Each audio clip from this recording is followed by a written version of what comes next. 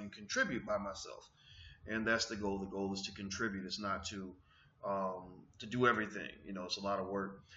In case you don't know much about the All Black National Convention, that's going to be a gathering. It's going to happen in Atlanta the weekend of September 16th. We got a long list of experts coming through, powerful panels, just amazing people, just that are on top of their game. We've got David Banner coming through. We've got Killer Mike coming through, the rapper. We've got Judge Olu Stevens coming through. We've got Dr. Tyra Selden, Dr. Monica Ogando, all kinds of amazing, Dr. Roosevelt Mitchell III, Yarima Karama, Zaza Ali, Malik Zulu Shabazz, just a whole lot of people, And it's funny because every time I start mentioning names, I have a lot of people that'll say, well, you mentioned all those names, but you didn't mention my name. And I just forget. I mean, I ain't gonna lie. Like, there's so many people that we brought in for this because we wanted this to be historic, and I wanted to make sure that that we didn't betray the support that you guys have for us by giving you something that was half-hearted, something that was fake. We don't buy into all the ridiculousness that we see with black public figures. You got a whole lot of black people that are in prominent positions that really are saying things that don't make any sense. And I just don't believe in sort of supporting and enabling that kind of fear or that kind of lack of social productivity. I kind of feel like sometimes if we really want to progress, we kind of have to have the honest conversations. Okay, now we can't include everybody. I got to the point where, just being real with you, we got to the point where there were more people requesting space on the panels than I had available. Also, there were people requesting things to be done that we just didn't have the budget for. One of the things that we did with the convention, and I want to give you like the behind the scenes real deal on this, is that we decided from the jump that we were not going to make this into a corporate affair, in the sense that that the money's got to come from somewhere. So a lot of the money came from the Black Business School, which I founded as a way to educate black people in an authentic and independent way. It was something that I wish had been in existence when I was going through school, because there was, I went to school for a long time and I never had a black professor. At any level, and I was in school for a really long time. And so, with the Black Business School, we have black professors teaching you black stuff and teaching black children about black wealth, and everything's black, black, black. So what we did to raise the money was we utilized a lot of the money coming into the Black Business School to help support this whole initiative. So if you want to make a donation, which I hope that you'll consider it, I hope you'll sign up for one of our membership classes in the Black Business School. We don't really ask you to give us charity. We're not big on charity. One of the things I always teach consistently with cooperative economics is that trade is better than charity. Trade is better than charity. So if you want to be connected, let's say that you can't make it to Atlanta for the event. We do have a live stream you can purchase. I hope you'll purchase the live stream now, because literally it's to the point where literally sometimes we end up really having to push it, where we'll make money that one week and we'll use that money to pay for something for the next week. So the live stream can actually be purchased right now at drboycelivestream.com. That's drboycelivestream.com. Also, I have a really good financial coaching program that you may find interesting, where you can actually ask me a lot of financial questions, anything you want to know about anything. And I know I either know the answer or I know where to go get the answer. And that's at Dr. Boyce, askdrboyce.com, askdrboyce.com, where I answer questions directly. And I'd rather give you knowledge than just give you a bunch of hype or give you a bunch of just stuff that makes you feel good. I'd rather have you in a position where you feel good because you have a reason to feel good, not just because somebody made you artificially high. You see, I think that that's kind of what happens with us. We get fed an illusion, and the illusion makes you feel like things are better when really they're not. It makes you feel like there's hope and opportunity and prosperity when really there isn't. And I just think that that's I don't think it's healthy. I think that we as black people we're kind of especially vulnerable to this, and and I think that there are people who take advantage of us on that tip. And I'm not big on flash. I'm a guy that really believes in substance. So anything that I give you is going to have substance. It's also going to be followed with action. In fact, I get offended when I hear all the stereotypes where people say, "Oh, these black people on TV, these people holding these events, all they do is talk and they don't do nothing but talk." And I say, well, number one, actually talking is very important, because you need to talk in order to help people understand the idea, understand the vision. You have to talk in order to teach. So anybody who tells you talking is worthless is stupid. They've never seen what the power of what talking can do. Talking is what made Adolf Hitler very powerful. Talking is what allowed a lot of the people that you admire, the Martin Luther Kings and others, to become powerful and influential. Now, of course, talking eventually has to lead to action at some level, but sometimes it takes a lot of talking to get people ready to commit action. Usually you only do something, you only act on something if you are led to believe that what you're acting upon is worth doing. And the way you're convinced that it's worth doing is somebody has to talk to you about it. Somebody has to persuade. So yeah, are we gonna do some talking at the convention? Absolutely. But is it all talking? No, we got a lot of things we're doing. We're launching initiatives. We're doing all kinds of stuff. And what's also interesting is that, you have a lot of people. I call them Negro naysayers. Black people who find a solution, a problem for every solution, or black people who really would rather sit on the side and throw rocks than to actually get involved and get engaged and show some kind of support. And so with Negro naysayers, one of the things that's really interesting is that they will push you to say, well, you should be doing this and should be doing this and should be doing this and should be doing that, and they forget that these things cost money, that it's expensive. And I say, well, look, if you help me raise the money to do it, I'd be glad to do it. But when it comes to actually putting their money where their mouth is, a lot of Negro naysayers aren't willing to do that. They'll complain, because complaining is easy. Talk is cheap. It's very easy to just talk about what somebody else didn't do. It's a lot more work to actually either do something just as good or to support what's actually being done. So anyway, I see Ricky saying, "What's up, Doc? How you doing, Ricky?" Rocky says, "Signed up online." Wow, I'm glad. Thank you, Rocky. I can't wait to see you at the convention. Joshua says, "Thank you. You're welcome." Lee says, "Learn a lot from you, Doc. Plan on attending. I can't wait to see you. You're going to learn. You can't really hang out with me without me teaching you something. If you want to learn, then I'm here to teach you. But I don't know everything. That's why I bring in other people that know a lot of stuff as well.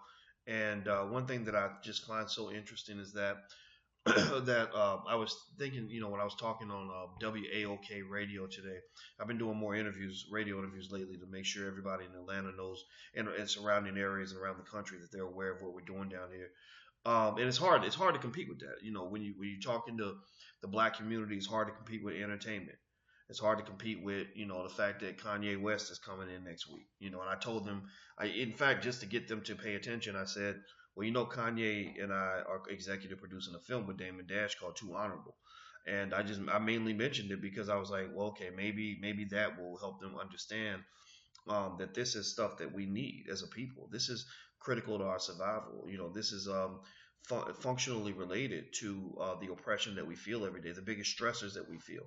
The reason cops can kill you is because you ain't got no money, because you ain't got enough money to be able to call the mayor's office and put pressure on them because they were harassing your child. There was a cop, and there was a group of cops in New York City, black and brown, who were on TV basically talking about how the police department will put pressure on them at the end of every month to say, you got to make your quotas on arrests. You have to go and get so many people in so they can make their money, because they make money when they lock you up. And he said that basically they would go after the weakest people in society, the black and brown communities, etc., namely, among others. And he said, because if you go down to Midtown Manhattan and arrest somebody, then they've got a parent or somebody who can call City Hall, or who can call the mayor's office, who's got some money, who can go hire a lawyer. The black kid ain't got that. The black kid with the single mom usually ain't got no money. So you just go lock him up and make money off of him. So what has to happen is black people have to stop positioning ourselves to be the weakest in society. And the way we are going to get there is not going to be through white people changing the rules, changing the laws. And they're just not going to do that. We're not going to get there by just praying about it. Jesus ain't going to get you there right like that. I mean, Jesus might help you in other ways, but Jesus ain't going to fix this problem. You got to fix it yourself. Jesus gave you the power to go fix it. It's not going to be fixed because we are, searching for the parties and the concerts. It's not going to be fixed because, as long as we have a community that is far more interested in lining up for a Patti LaBelle or Beyonce concert, as long as we're more interested in going to a concert or to a party or to a club than we are to go to a place where we're going to pick up knowledge and information, we are always going to be vulnerable. We're always going to suffer. We're always going to be weak. And so those who want to chase the shoot. All right. Sorry, guys. Dropped my phone. Ugh.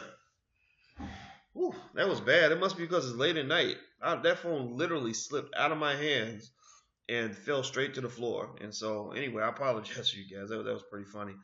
Um, Red says, "God bless you. You're very inspiring, and your dedication pushes me to follow suit." Well, I'm glad I can do that for you, man. Thank you for the kind words. I had a lot of years of just lonely years of just thinking I was by myself. Doing this, that the rest of the world just didn't get me. That none of this made any sense.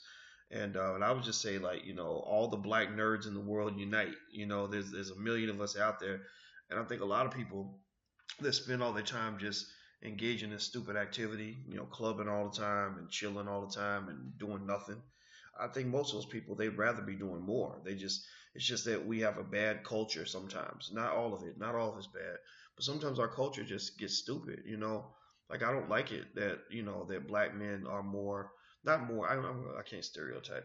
I don't really like the idea of a black man thinking of himself as somebody who's always supposed to be laid back, always supposed to be just chilling, always supposed to be the laziest one, always supposed to be the most, kind of just, kick back or whatever. Like I don't really think that's how you get ahead. That's not really how you get what you want out of life. That's not how you become the leader. You're not going to be the early bird if you sleep until 2 o'clock in the afternoon. So I think that we have to shift the culture. I think we should see eagerness. We should see diligence. We should see over delivery. We should see, almost obsessive commitment to excellence in everything that we do. I think people like that tend to get ahead. People like that are almost never taken advantage of. People who are on top of their game all the time, they never really sort of get their butts kicked by life. It's usually the people that wasn't doing what they're supposed to do, and then when things don't work out, they come back and they say, "Well, woe is me. Look at me. I'm just not a fan of that." Let's see. Tim Reed has a studio in Petersburg, Virginia. Okay. Well, I appreciate you telling me that, but we don't shoot in Petersburg. But I would like to meet Tim Reed. James says, why do you go to Hollywood to make a black Hollywood? Well, actually, we're not just shooting in Hollywood. It's a great question. We actually shoot stuff in Atlanta. We're shooting now in L.A., Atlanta, and New York. And next year, what we want to do, we're going to put out 6 film projects this year. Next year, we want to put out 20. And we're going to shoot in L.A., Chicago, New York, and Atlanta. What's really going to make the big difference is whether or not the films that we have, we believe a couple major studios are going to buy the films. And not that I want to spend my whole life selling films to studios, but I wouldn't mind breaking into that world to get access to some of that capital so that we can then flip that money and create independent projects and do our own distribution of those projects. So I spent a lot of time studying how the whole process works from a business standpoint. I don't care so much about the whole like being famous thing. Fame is manufactured, in case you don't know it. I mean, fame is corporate created. It's created by corporate money. So I think that black people should not just try to be famous. We should actually try to get the corporate money that creates fame. Eddie says, "When are you coming back to Chicago?" Man, I don't even know, brother. Let's see, I'm going to Oakland. What's that URL? EU Tickets, eutickets.com. I think that's what it is. If you want to see me in Oakland, you can go to eutickets.com. The Sacramento, I know it's at Laney College. I think if you search my name in Laney College, you can find it. Also, I know I got to go to Sacramento. I don't know what that URL is. I know the All Black National Convention occurs after that. And then I've got some other stuff, and I'm going to be in D.C. at the end of October with Dr. Claude Anderson. That's going to be a lot of fun. There's more stuff. I think in October I might get a chance to come back for a little bit, but that's it. Rocky says my family is hungry for more knowledge. That's good. You got to stay hungry. Knowledge is the key. That's the secret. I mean, if you understand how the game works, you're going to win the game. How many times you seen somebody play a game where they don't know the rules and win the game? It ain't gonna happen. The information's out there. It's just we somehow have allowed our part of our culture to be hijacked to make us believe that being intellectually lazy is that's supposed to be what it means to be black. And I just think that that's damaging. I don't think it's gonna get you where you want to get to. And actually, if you want to know more of my philosophies on this type of stuff, I actually do have a class on that in the Black Business School. You can find out about it at blackkeystogreatness.com. It's blackkeystogreatness.com. And there's like a ton of information about goal setting, overcoming obstacles, dealing with adversity, time management. All of my philosophies on that. Everything that led me to be able to do what I did. I pretty much share those philosophies because basically what determines your success level in life is whether you live on a principle. What principle do you live on? What philosophy defines who you are as a human being? If your principle and your philosophy is negativity, then you're gonna be just a negative ass person. You're gonna be mad all the time. You're gonna be fighting all the time.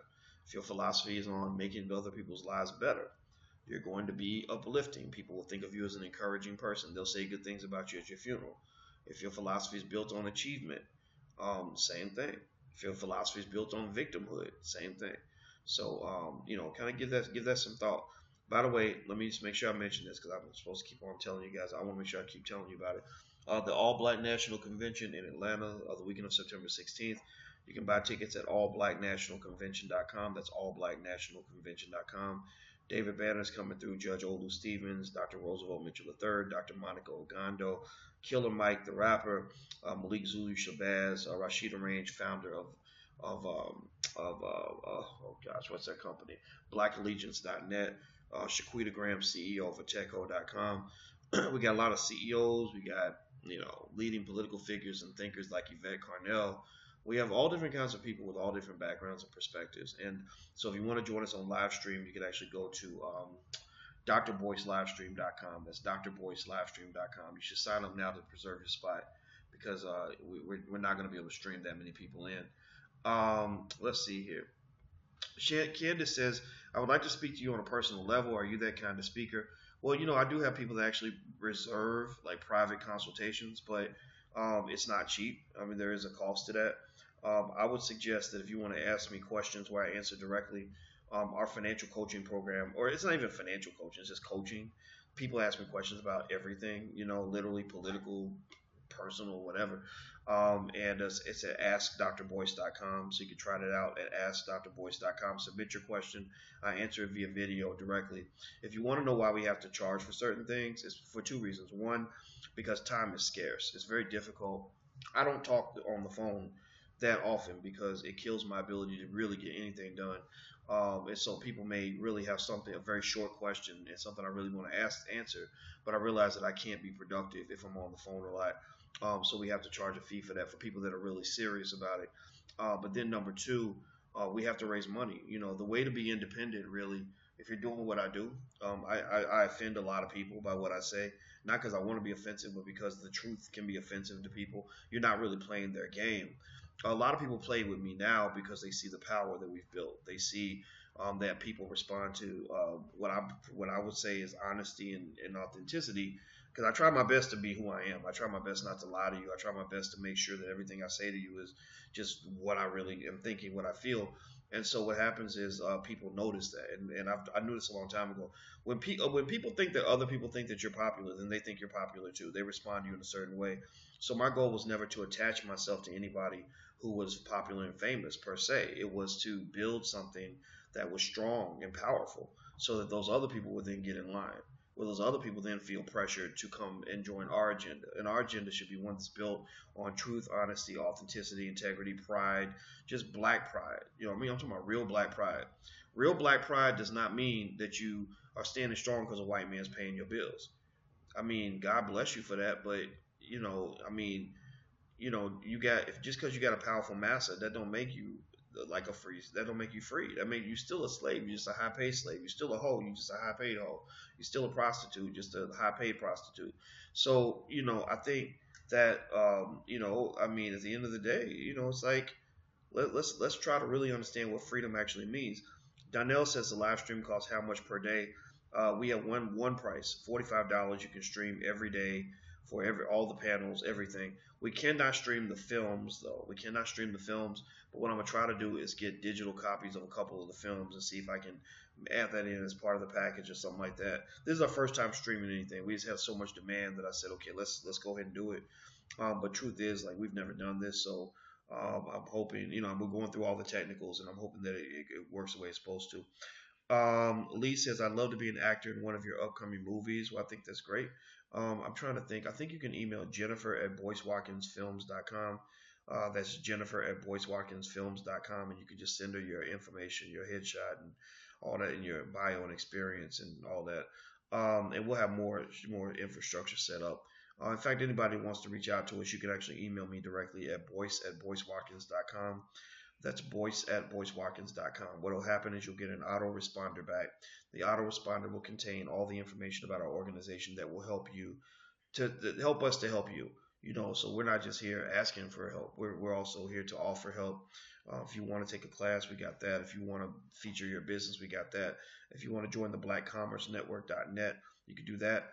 Wait, or is it .com? Wait, no, it's theblackcommercenetwork.com. Theblackcommercenetwork.com, which is our affiliate program, which means that any program we have, anything that you see me selling, any program, any book, anything, you can actually go on there and get an affiliate link.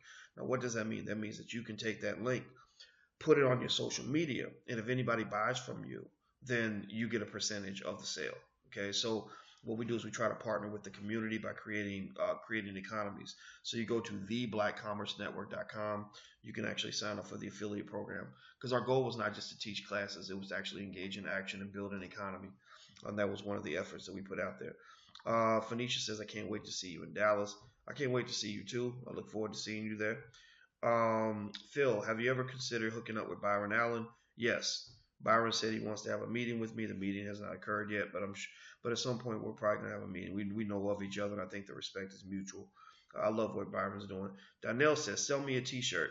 You know what? We're getting T-shirts made for the All Black National Convention. We got a lot of stuff to do, so it's a little draining. I ain't gonna lie. I'm sort of like, whoa, this is a big deal. This is hard work, but we're gonna push it through. It's gonna get done. It's gonna be amazing. We'll make something available at some point. If you want to check out some of the merch that we have, that's actually at store.yourblackworld.net. That's store.yourblackworld.net. And in fact, my book, the New Black Power, is out. I'll show you the book. I actually had two copies of this book. One copy I gave to a young brother named Rashad, who works with us on our team. He's a young brother. I think maybe he's about 33. I don't know. Smart guy. Does very good work. So I said, hey man, you know what? Brother to brother, because I respect you, I'm going to sign this book for you, and you will get the first copy of this book. So I got the other copy. I realized after I gave him the copy that I didn't have a copy. But there was one copy, and my assistant was gracious enough to give me this copy so I could talk to you guys about it. It's 360 pages, and it goes through basically a lot of what I perceive to be the evolution of what I call the New Black Power movement that's driven by digital technology. There are quite a few reasons that we are a stronger people as a result of the internet, social media, stuff like that. The internet and social media, that's the first time in human history that black people have been able to communicate with each other without asking for a white man's permission. This is the first time we've ever been able to talk to each other and truly share the ideas that we really want to share without sitting there waiting for massa to give us permission and having massa mess up the message, or interfere with the message. Because remember, a lot of white folks, unfortunately, they see us in a paternalistic way. Even the white people that like us, even the ones that are so-called friends.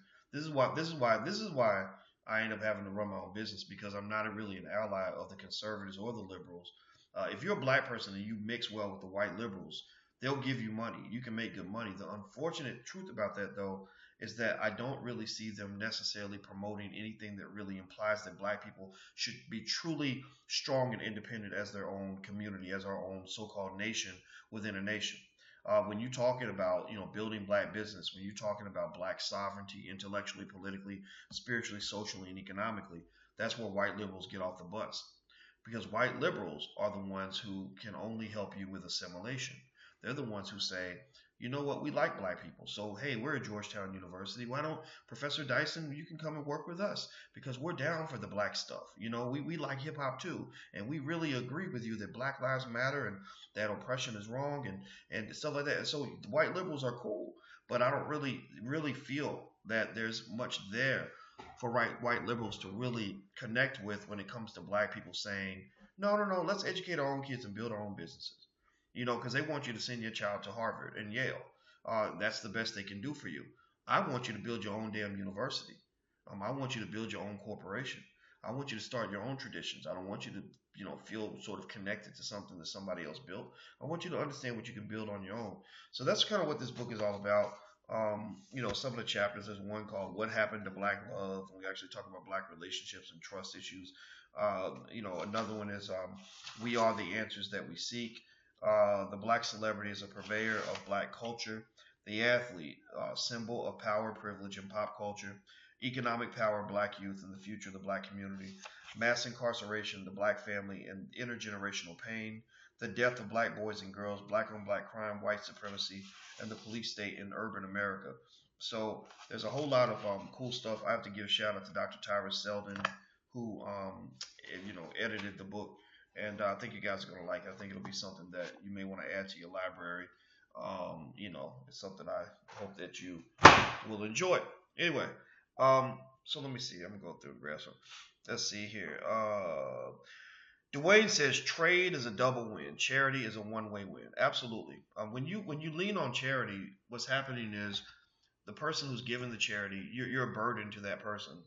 And then number two, you're a burden to yourself when you're accepting charity all the time and not even in the least bit trying to engage in trade, because basically we are a function of our habits. So if you build a habit of charity, then you never really learn how to be independent. That's why the welfare state has been so damaging for black people. That's why it's destroyed our community so badly, is that we really truly, these liberals that create, these intergenerational welfare plans, they don't really have a plan. They don't really know what to say when you talk about black wealth building through business creation. They know how to talk about jobs, maybe, but they don't even talk that much about jobs because we're competing with white people. So black people have to have their own conversation about competition, economic competition that starts and ends with us. So if you ever want to know why you won't really always see me on shows like A Democracy Now or in NPR or just even the most friendly white liberal platforms, they only have so much ability to even tolerate someone like myself, and it's fine. I don't get mad at them for it. I mean, I'm not asking nobody to give us nothing, but that's why we won't fit. That's why I won't fit. Say say Mark Lamar Hill does. Like Mark Lamar Hill is a smart guy. He's a good guy. Though. He's not a bad dude, but he's deep into the whole conversation, the LGBT conversation. When that ramped up, his conversation on that ramped up. When feminism ramped up, Mark's conversation on feminism ramped up. So what happens is that you end up being able to endear yourself to white liberals, and they have so much money, and they'll hook you up. That you can get the great university jobs and all this other stuff. But truth is, I'm not really trying to get any of that. Alan's asking, where can I get this shirt? You know what? Y'all messing with me about this shirt, man. I'm proud of this shirt. Let me tell you why. If you follow me for real, you know about this shirt. This shirt was given to me by Bernadette Stannis, who plays Thelma on Good Times. So Thelma is the pretty girl right here, standing next to Michael, the Black Power brother. Oh, you had JJ, the family coon, and then you had James, the strong father, Florida, the loving mother, and Walona, who was just there, the friend down the hall. And I met Bernadette, who's 61 years old now, and looks better than most 35-year-olds, mind you. And she we were at the Tom Joyner family reunion, and Bernadette came to my table twice because my assistant called. She said, Thelma from Good Times keeps wanting to come take a picture with you. I said, really? Thelma from Good Times? She don't know nothing about me.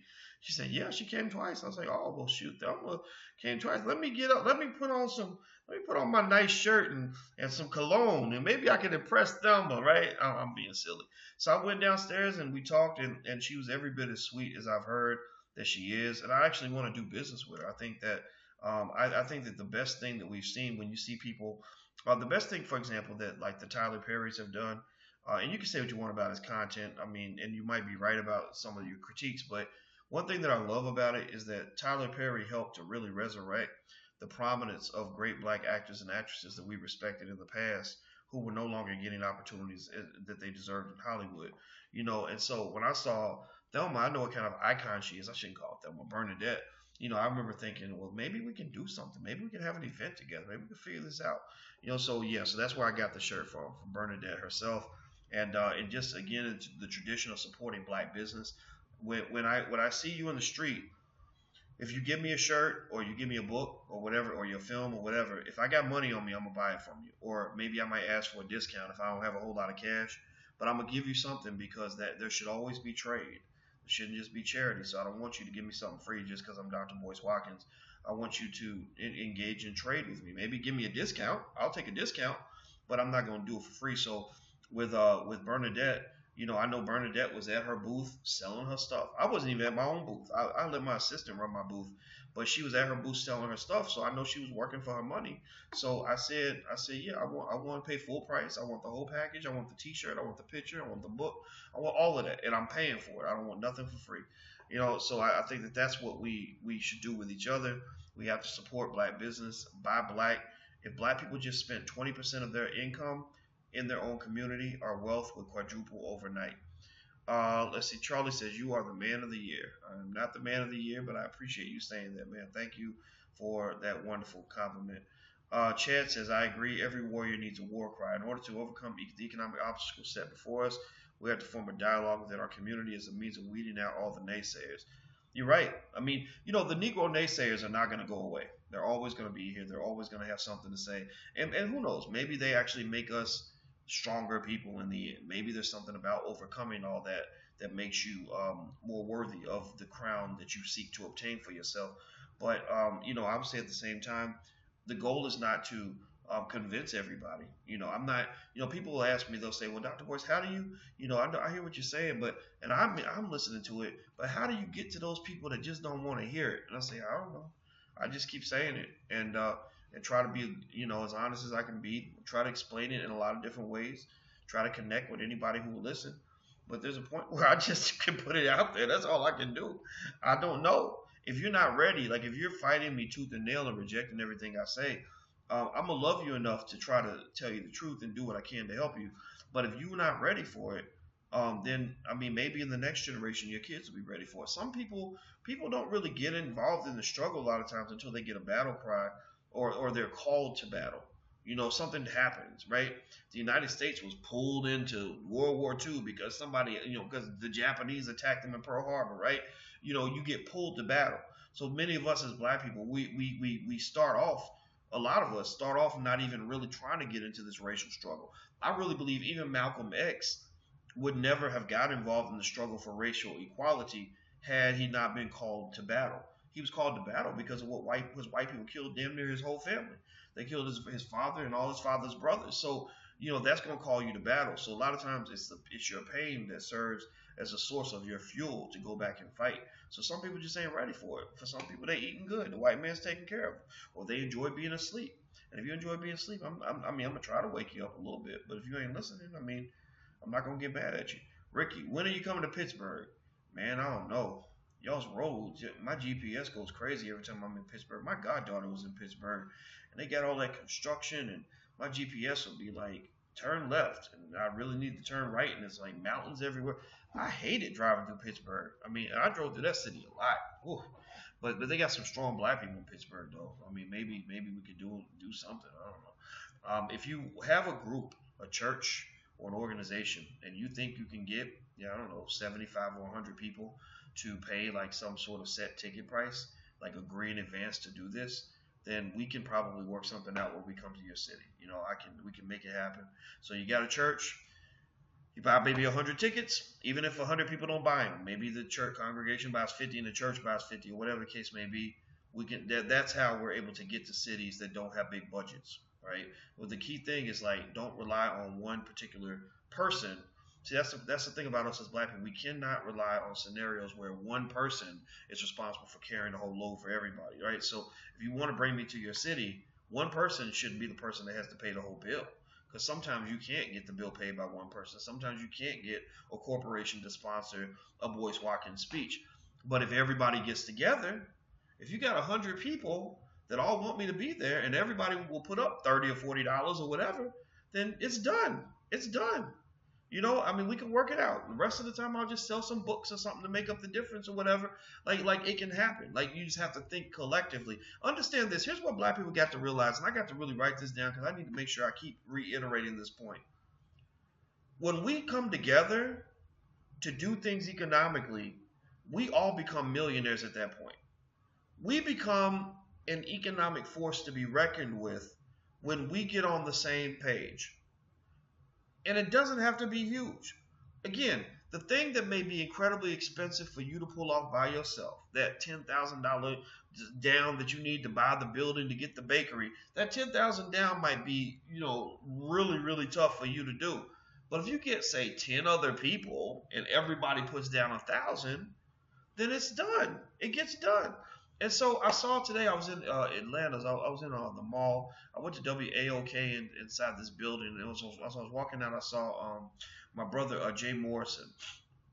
And Jay Morrison, he's Mr. Real Estate, very smart guy.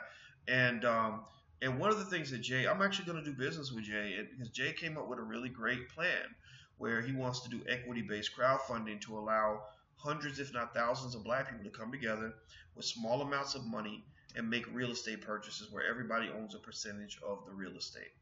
And I thought it was a great idea. I said, you know what? Let's figure out the paperwork. Let's figure out the details. And I'll be one of your investors. I'll be one of the people that's connected to the project, and we'll get this done. Because I thought, man, this would be beautiful if we could really get a lot of black people behind something. Like, let's say that a lot of black people, let's say that there were 10,000 of us that were deeply committed to going out and buying, a football team or something, right? And we say, okay, to buy this team, we need to raise, $10 million in startup capital to buy this share, right?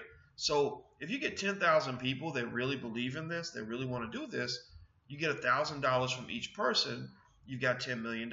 You got the ability to go make a major acquisition, or let's say it's something small. Let's say it's $1 million property, which is pretty, can be pretty significant. You could do a lot with $1 million property. If you have, say, again, 10,000 people that believe in this, then each person just has to contribute $100, and you could go, you can literally start businesses overnight. You can make major real estate acquisitions very quickly. You could fund maybe $100,000 movie like it's nothing. When you pull together your resources, you can actually do quite a bit. Let's see. Sibo says black doctor found the cure for cancer, is trying to raise money. I think he's talking about the sister that was on Roland's show. And I think that's pretty cool. I'd like to check that out. Actually, I read that article. I'm glad Roland interviewed her. Let's see. Sibo says go to physicscancer.org to donate. So, okay, so you heard him. Go check out physicscancer.org. And I'm not endorsing it because I don't know it. I haven't read it yet, but it seems to me like it. Physics to Cancer. So physics, the number 2 cancer.org. Mark says, Lord Jesus. Okay, I don't know why he said that. I must have said something interesting that made him say that, but that's funny. Let's see. And somebody's page is saying that our people have been engaged and talking and doing all sorts of things since the movement came about to address the systemic issues we've had to face for generations. I'm curious to know just how much talking has to be done, etc., to which we are still being oppressed. I mean, no disrespect. I think it's a good question, actually. How much talking needs to be done? We need to keep talking forever, but talking doesn't mean that you're not engaging in action, too. You do what you can, but you're always laying out the roadmap. You're always responding to conditions and modifications and opportunities that lie before you. So, for example, if I say to you, look, I need to get to California. I'm looking for a plane ticket. And I can't get a plane ticket. I could sit there and say, man, I would go to California if I could get a plane ticket. Because, ain't no point in really talking about it. Because I just need a ticket. Just help me get a ticket, and it's done. I can engage in action. But let's say I can't get a ticket. Well, maybe I start walking, right? Because I can't get a bus ticket or a plane ticket. So I'll just start walking west. And while I'm walking, I'm studying my map. I'm going to be talking about the direction I need to go. Okay, when we get to the mountains, we can go this way, and then I'm going to get on the phone with so-and-so. Maybe he can help me get a ticket. So you're constantly communicating. You're constantly shaping the vision. You're shaping the trajectory. And then maybe as you're walking, you say, ooh, it's really hot out here, and I need to arrange to get some more water. So you're talking about what you need based on what you're seeing, what new obstacles come up. Or you say, oh, you know what? I just talked to so-and-so, found out that there's a Greyhound station coming up. That's an opportunity for us to move faster. So let's go to the Greyhound station, right? So you talk like either internally, your internal dialogue. Like with me, if I can't do something now, I'm always talking to myself about it. I'm always planning. Like right now, I really want to really help out on this Black Hollywood thing. So I'm always talking to people constantly, talk about how it works. How does Hollywood, so what do the distributors do? How do they make their money? Tell me about Lionsgate, Paramount, Disney. Let's break it all down. I want to understand this. Now, why? Well, I can't really go out right now and compete with Paramount Pictures. I can't. I don't have the capital, but I will have the capital at some point. Until that moment, I'm doing little things, little actions. We're making 6 films this year. They ain't blockbusters, but they're damn good movies. I'm learning. I'm meeting people. I'm putting things in motion so that as we ramp up, by the time we're ready to open that gate, all the talking will have happened and the vision is clearly crystallized to the point where I can actually engage in the action that I've been wanting to do. So what we got to understand as Black people is this, and I need you to really listen to me when I tell you this. It took you 400 years to get to where you are right now. It took 400 years of consistent, really shitty effort on the part of white people to ruin you and to harm your community to the point that you are right now. You're not going to solve all these problems in 2 years. You're not going to solve all these problems with one summit. You're not going to solve all these problems with one big campaign. It's going to take a long time, and guess what? You'll probably be dead. Your great-grandchildren will be dead before all these problems are solved. So what you do is you keep talking, and keep engaging in action. Walk while you talk. Work with what you got. Start where you are and keep moving forward. And don't feel like we got to solve every problem in the world, overnight. That's one of the reasons I've always been reluctant to accept this label as a Black leader, is because I said, man, Black people put a whole lot of weight on their leaders, man. They look at them like Jesus, and they're like, why can't you go out here and just build you a multi-million-dollar blah, blah, blah. I'm like, where are we supposed to get the money from? Y'all won't even spend $20 on a book without thinking that somebody's trying to rob you. So where the hell do you think somebody's supposed to be able to go get all the resources to go build this multi-million-dollar thing that you expect them to, or form this national campaign that's going to do this, and this? All these things require money. So here's the good news, as Pastor Kevin Cosby might say, the good news is that we have the money. The bad news is that in many cases, the money is still in your pocket. So as long as, you get people just throwing rocks and saying, well, why aren't you doing this and doing that? Then you're going to always sort of be confused and frustrated. I don't really put it on myself to solve all the weight of the world's problems. I can't do all that. My goal is to take what I got, do the best I can with what I got until I get old, and then pass it on to my kids. And my kids are not just my daughters. My kids are every person younger than me who watches my videos, who's picking up game from some of the stuff that I'm saying. I'm literally passing that torch, and I will be glad. By the time I get done running around the last curve, I'm going to be exhausted. I'm going to hand the baton to you, and I'm going to say, run, brother, run. Or run, sister, run. You run as fast as you can, and it's going to take a lot of laps around the track for us to get there. Let's see here. Who said I'm wearing underwear? Wait, let me... I totally missed that. Somebody said something about me wearing underwear. I don't think I'm wearing no underwear. No, I got some shorts on. Debbie's asking about my email address. It's actually boyce@boycewatkins.com. That's boyce@boycewatkins.com, just like my name.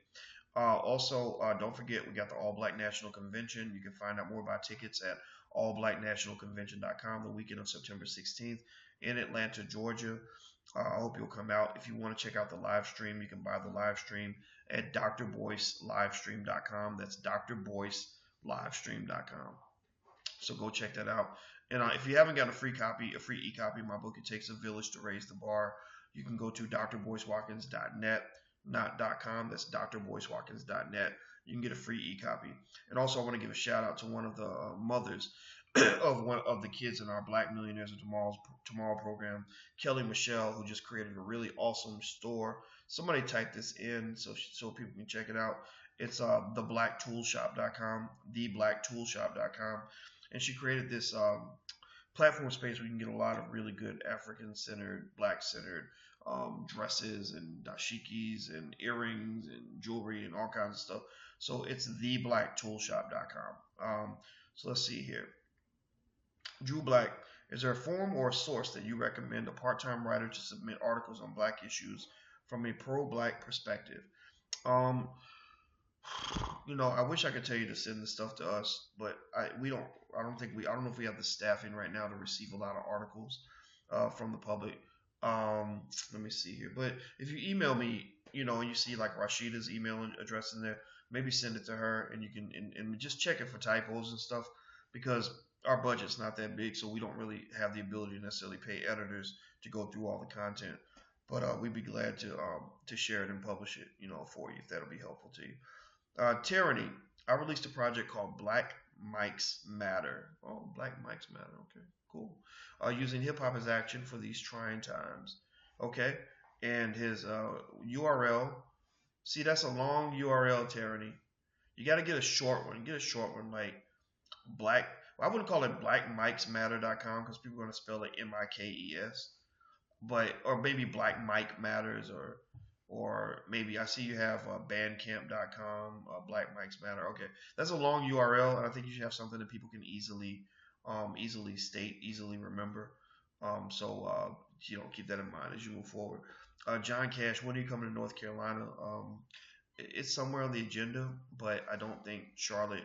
Well, it's going to be Charlotte, but I don't think it's happening soon. But I do remember somebody saying something about Norfolk or something. When I find out, I'll let you know. Sign up if you go to drboycewatkins.net.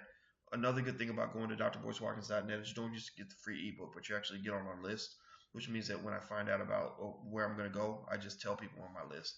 So you'll be the first ones to know. Let's see, Rocky, do you ever go to Minnesota? Minnesota's kind of cold, and I mean, maybe again, if you bring me and you get a group of people and you pull together some money, everybody pitches in 30, 40, $50 or whatever, then yeah, I can be there in a second. You just help us cover our costs. When am I coming to Michigan? We're going to Detroit in the fall. Let's see. So Fred was asking that. Dwayne, Bernadette was on Black Jesus with Slink Johnson and Charlie Murphy. Yeah, and she's still fine, ain't she, man? Like, just so pretty. I looked at some old pictures of her from the 70s and the 80s when she was like in Jet magazine and stuff like that. And she's interesting. I mean, she seems like she's beautiful on the inside and the outside. And that's what really makes a woman special, in my opinion. I mean, looking good on the outside, God did that work. But what are you on the inside? What kind of person are you? And there's nothing worse than a gorgeous woman who turns into an ugly person. Let's see. Bobby says, I have an enormous amount of respect for what you're doing. But keep pushing, brother. Thank you. I will. I appreciate you, Bobby. You give me fuel to keep going. Because sometimes I get a little tired. Some days I just get a little frustrated. Things can be really tough sometimes. But I know that it's tough for everybody. I mean, everybody's going through it. And in a lot of ways, I know I'm blessed, and so I don't complain. I don't spend too much time complaining. But some days you're a little tired. You're like, man, what am I doing? This ain't gonna work. Why did I do this wrong? Because you make a lot of mistakes. No matter what you do, you're gonna screw up. You're gonna mess up. I mess up constantly, and and sometimes you end up where you lose friends, and or for me, my big challenge has been that because I work so much, because I do what I do the way I do it. I end up being a little more reclusive to the point where I'm focused. I'm trying to get my work done. So what happens is more people know you. They want to talk to you on the phone. And when you just tell them, look, I don't have time, that some people take it personally, and you end up losing friends, or you hurt people's feelings, or they feel like you don't respect them. And that's not it. It's just I'm just trying to stay focused on the job. So that's just one of the things I constantly struggle with. So you know what? I'm gonna jump up out of here, guys. It's late. I need to be in the bed. What am I doing up all night?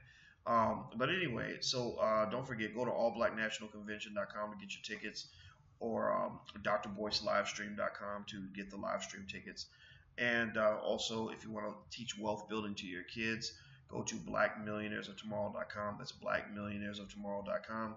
And also, if you haven't hit the share, like, or subscribe button, all of those, please hit those right now. Like right now, take a second, share it to your page, subscribe. If there's some sort of follow button or something, just stay connected, because this is important. I want to really build black media so that we don't have to go ask nobody else to give us permission to talk to each other. So that's the plan. That's how we're going to take over the world, one step at a time. We will be balling on a budget, but we're going to be balling nonetheless. So stay strong, stay black, and